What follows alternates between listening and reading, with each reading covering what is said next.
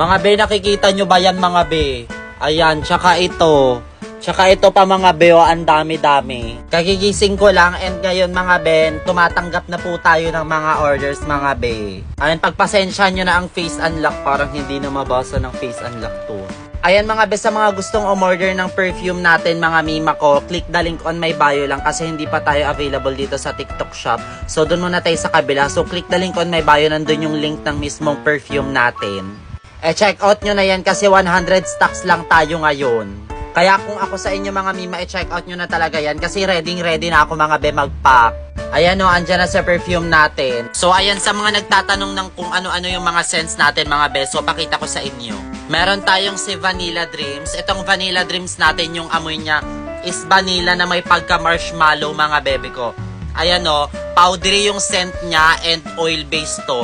Ang nakaganda sa perfume natin mga mima is 39